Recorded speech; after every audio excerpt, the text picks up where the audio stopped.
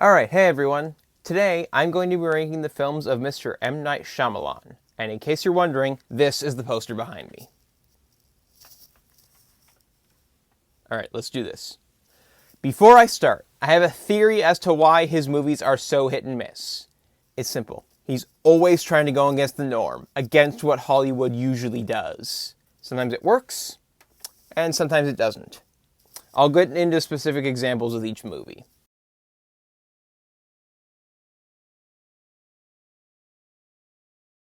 Starting off at rock bottom, number 11 is The Last Airbender. I was fortunate enough to see the movie before I saw the show. I don't even remember what I thought at the time.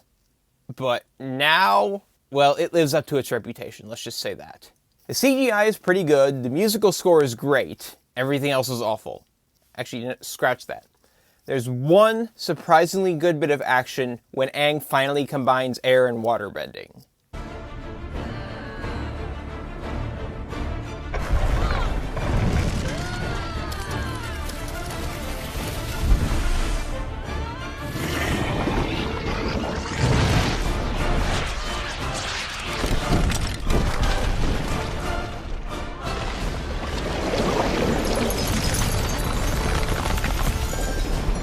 But that's it. The rest of the action is shit, the acting sucks, the plot is condensed as hell, it's poorly written, poorly shot, and poorly edited.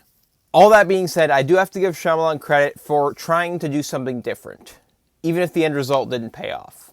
This dialogue scene feels weird because it's shot too close. Shot reverse shot is filmmaking 101, and when you do it wrong or different, everyone notices. This earthbending scene doesn't look fake because of the CGI. It looks fake because it's part of a long one shot. In fact, that's why most of the action in that shot looks fake, is because it's a one shot.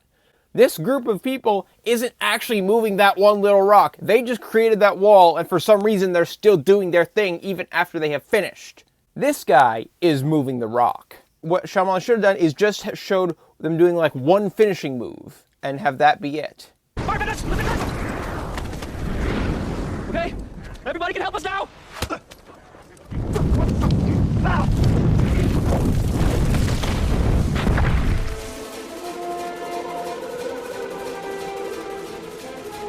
Don't be afraid!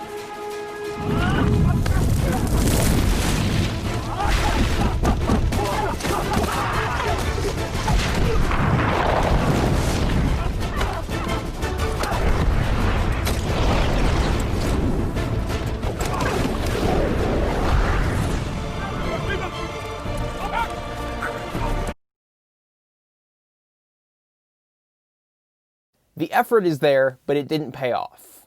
My score is 0.5 out of 5. My number 10 is After Earth. Apparently this story started out as something much more simple than the film we got. It was about a father and son whose car crashed in the woods. The father is injured and the son has to venture through unfamiliar territory to get help.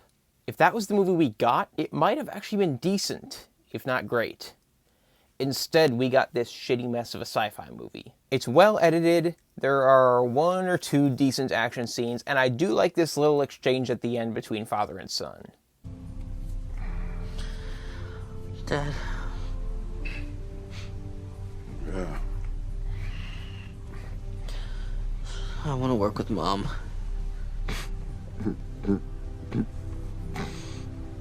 Me too. That's about it. Look, Jaden Smith is a good actor, but this is mostly a one-man show, and to carry a one-man show, you need to be a great actor, and he's not. I'm not a coward! Will Smith, one of the most charismatic actors in the world, plays a role where he is unable to use his charisma because his character shows no emotion, and the movie suffers for it. The plot is full of holes, the Ursa's design is stupid, and there's not even enough unintentional comedy to make it ironically enjoyable. My score is 1 out of 5. Number 9 is The Happening. There are enjoyable Shyamalan movies, and there are bad Shyamalan movies. This is the only one that is both. There's one unironically funny moment at the beginning. Jake? You don't have an opinion? You're not interested in what happened to the bees. You should be more interested in science, Jake. You know why? Because your face is perfect. You know why? Because your face is perfect.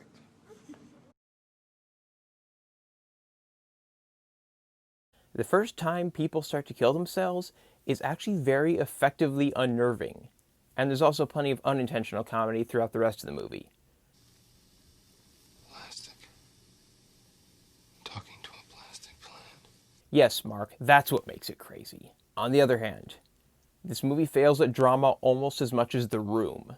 The acting is bad, the writing is bad, and the fact that it's plants who are doing this is completely stupid.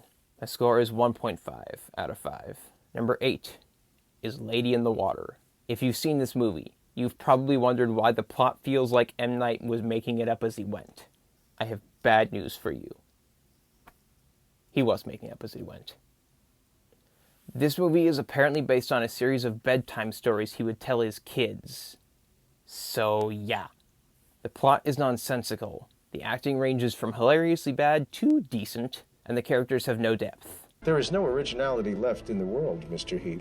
Just because you point out one of your movie's biggest flaws doesn't make it go away. My score is 1.75 out of 5. Number 7 is The Visit. Look, this isn't Shyamalan's worst film, but it's hands down his least enjoyable film. And here's why.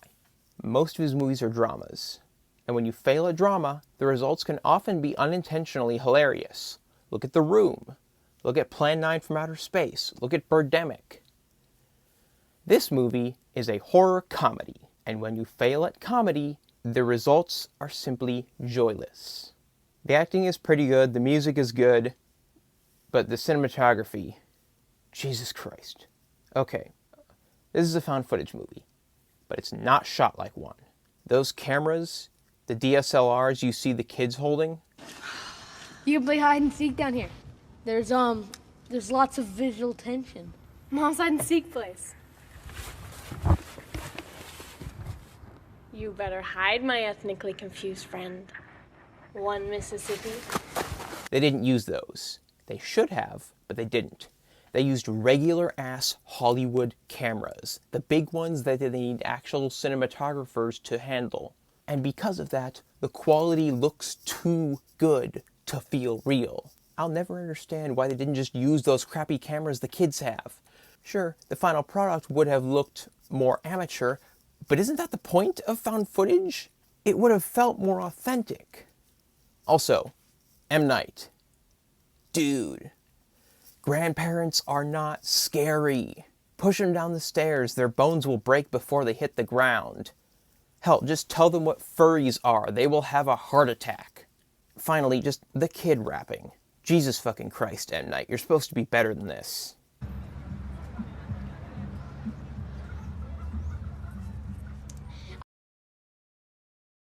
My score is 2 out of 5. Number 6 is Glass. Samuel L. Jackson is great. James McAvoy is fantastic. The cinematography is good, and the music is great. I get what M. Night was going for with this movie, I really do. I get that he wanted to do something different, but this movie has so many little problems that just add up, and also some bigger ones. My biggest problem with this movie is David's death. I don't mind that he died, don't get me wrong, I like that. I love that M. Night went, okay, I'm going to make a sequel to Unbreakable, it's also a sequel to Split. Oh, by the way, they die. I love that, that's great. That's a good example of him going against the norm. My problem is how David dies. Kevin's death, the Beast's death, that I get. That was fine. Mr. Glass's death, that was fine. David's death. He was killed by one guy. One fucking guy. Drowning him in a puddle.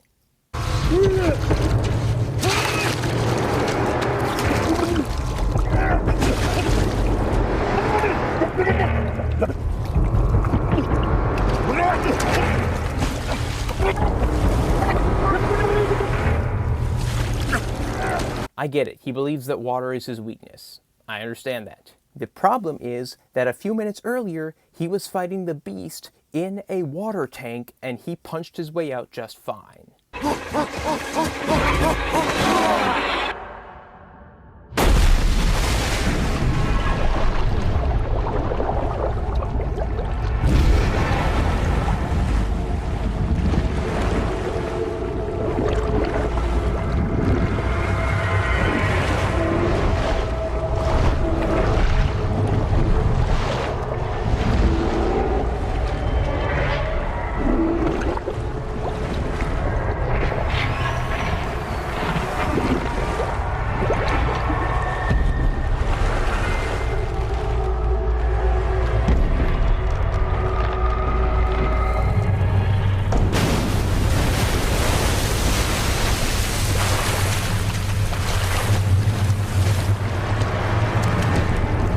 if it was 10 guys drowning him in a puddle, that I could have bought, because 10 guys with regular strength could overpower one guy with minor super strength.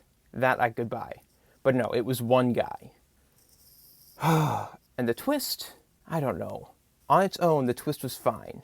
The problem is that without the twist, there's a whole bunch of stuff that makes no sense. Mr. Shyamalan, you've been doing this for over 20 years. You should know by now that the purpose of a twist is to surprise the audience, not to fill in plot holes.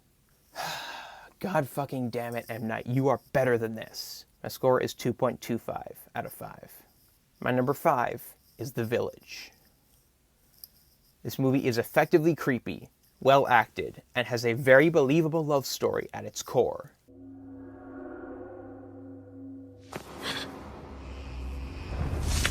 Where it fails is the twist. It's been the 21st century all along, and that makes no fucking sense. Here's why. There's a whole bunch of stuff they don't explain that makes no sense, but I'm just gonna look at the stuff they do explain that also makes no sense. They bought a wildlife preserve. Those are paid for with taxpayer money, and it would be very easily for someone, or well, anyone, to find out that this wasn't an actual preserve, especially the US government, who doesn't take kindly to that kind of fraud. And what about airplanes? They tell us some bullshit about paying off someone at the government to make it a no-fly zone. Here's the problem with that.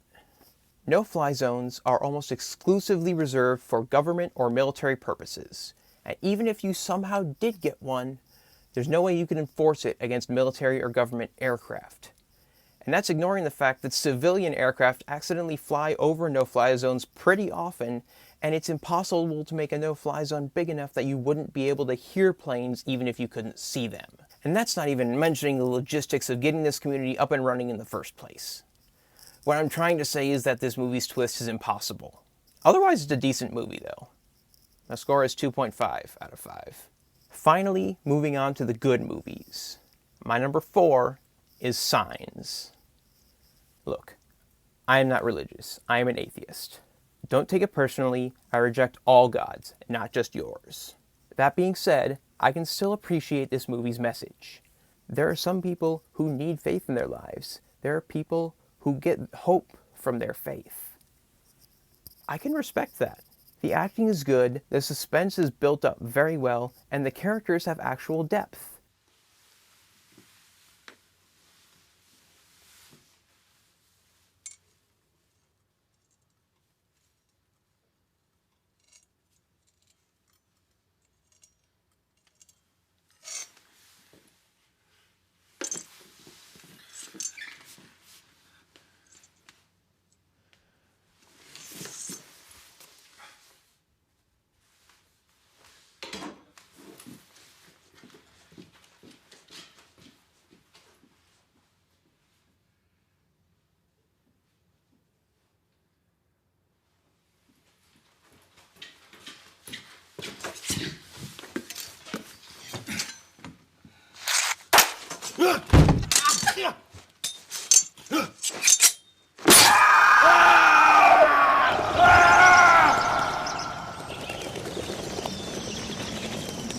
And what I like is that the aliens aren't here to invade, per se.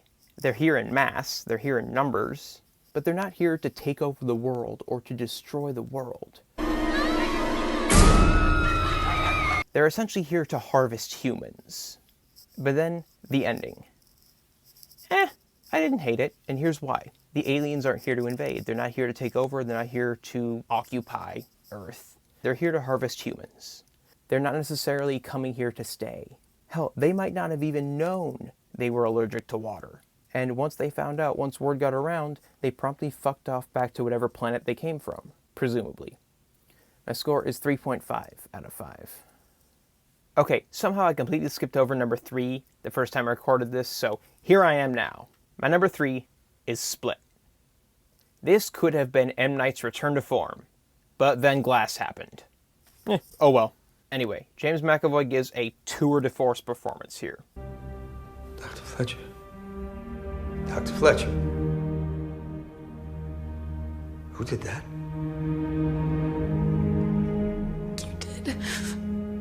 I swear I was on a bus. I don't remember anything after that. This is still September 18, 2014, right?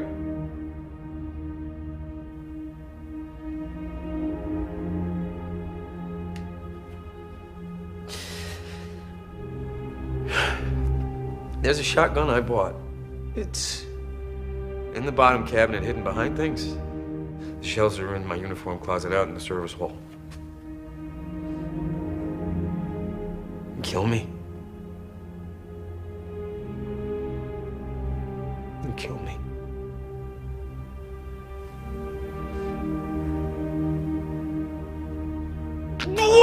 Wait. No. Don't do that. Don't do that. He can't handle reality. My name is Jade. Has Dr. Fletcher been getting our emails? This is what we have to do. We can... As in 1008, when Anandapala suffered the Shahi's most crushing defeat and Mahmud overran the entirety of the Punjab region, taking the famed temple of Kangra, we have been wronged by this alliance, this horde of Patricia, Dennis, and the boy. Their actions do not represent us. They are Everybody just take a minute! Oh, baby girl. They've been stealing control of their life from me, but the group are gonna work through this. Honey, my name is Barry.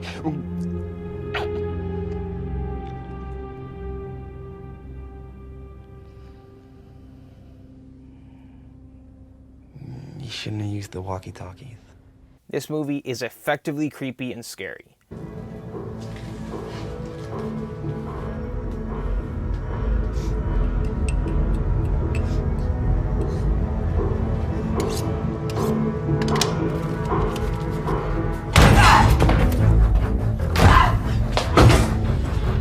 The music and the cinematography are great. The main characters are well defined and fleshed out, and the climax is just awesome. My score is 4.5 out of 5. Number 2 is Unbreakable. My one problem with this movie is the very end, when we get a freeze frame and text telling us what happens. Come on! The number one rule of filmmaking is show, don't tell. Everything else is great. The acting, writing, pacing, music, action, it's all great. Where were you sitting on the train? Against the window. In the passenger car? Yeah. Where are the other passengers? Was your family traveling with you? This shot of David being interviewed in focus in the background, while the only other survivor bleeds out of focus in the foreground, is amazing. That shot, that kind of shot, is exactly why M. Night was so great in the first place.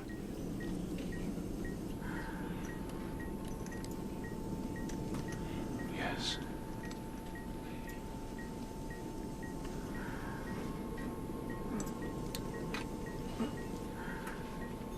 Why are you looking at me like that? Your train derailed. I've kind of been forgetting about this, but what this movie does differently, where M. Night is trying to be different here, is it's a superhero origin story, but a lot of it is just him coming to accept it. He doesn't really do any superhero stuff, like he doesn't really save anyone until towards the end. But it works. It works because you care about the characters. The build-up works. It's the build-up, the anticipation. Him lifting weights while his son encourages him and adds more weight is wonderful.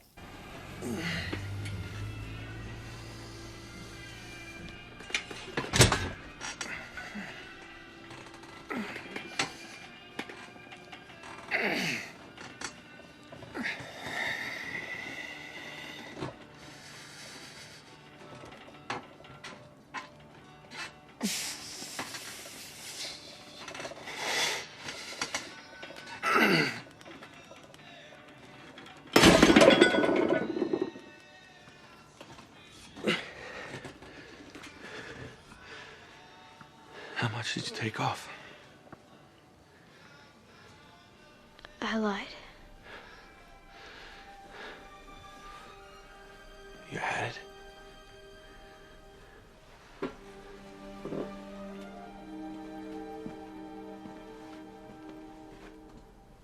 How much is it? 270 pounds. What else can we use?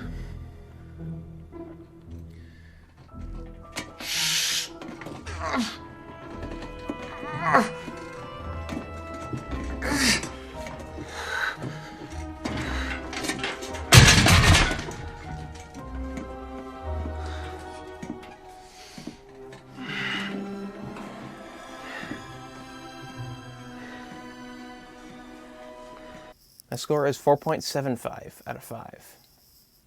Finally, my number 1 is The Sixth Sense. I know, big shock. This movie is M. Night's masterpiece.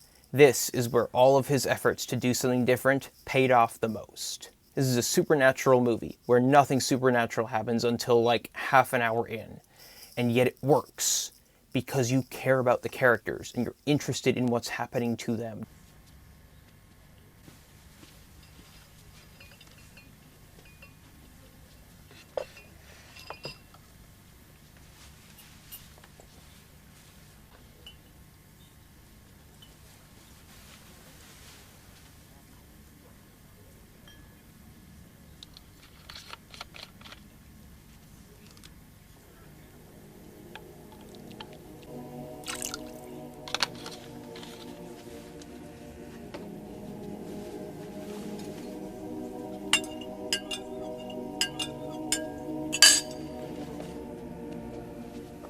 Time for lunch, Kira.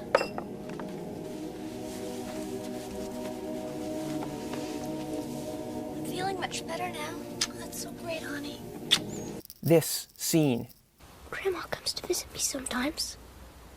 Cole, that's very wrong. Grandma's gone, you know that. I know. She wanted me to tell you. Cole, please She wanted stop. me to tell you she saw you dance. She said, when you were little, you and her had a fight right before your dance recital. You thought she didn't come to see you dance. She did. She hid in the back so you wouldn't see. She said you were like an angel. This is the emotional climax of the film, and there's no music, and yet it works. Not to mention one of the greatest endings of all time. My score is 5 out of 5. Hey everyone, let me know what you think. Are you one of the 1,000 people in the world who thinks The Last Airbender is actually a good movie? Are you someone who hates Unbreakable? Let me know in the comments. Like and subscribe and all that. If you don't like the video, subscribe anyway so you can tell me how bad my other stuff is. That's all for today. Stay safe in these crazy times.